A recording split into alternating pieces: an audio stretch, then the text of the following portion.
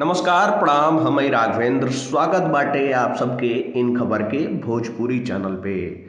तो भैया आप सब चुनावी रैली में या फिर कोनो बहुत बड़ा सिंगर बॉलीवुड सिंगर या फिर अभिनेता फिल्म अभिनेता की शो में बहुत आप सब भीड़ देखले होखब, लेकिन एक भोजपुरी सिनेमा के सुपरस्टार और सुपरस्टार हीरोइन के शो में इतना भारी भरकम भीड़ और ये तरीका का माहौल अपने चहिता एक्टर और एक्ट्रेस के देखले खातिर इतना जम के भीड़ पहली बार आप सब देखत होखब। आप सबके बता दी कि खेसारी लाल यादव और अक्षरा सिंह का झारखंड के लातेहार चमातू गांव में एगो शो रहल। अब ये शो के दौरान भैया पूरा पंडाल में भारी भरकम भीड़ होखले के बाद पांव रखले का भी जगह ना रहेला।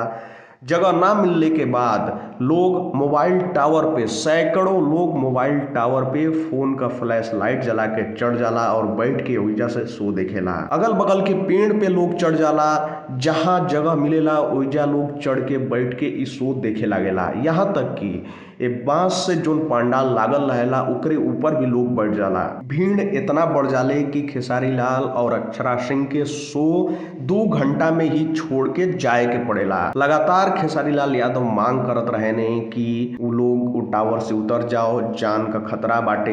हालांकि पेड़ से एक लोग गिरने के बाद दुर्घटनाग्रस्त भी हो जाने, लेकिन फिर भी लोग ना समझेला।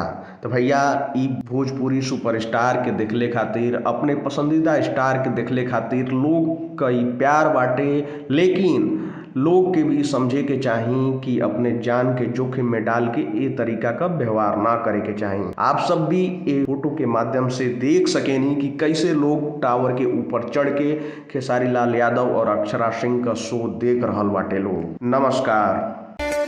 इन खबर चैनल को सब्सक्राइब करें।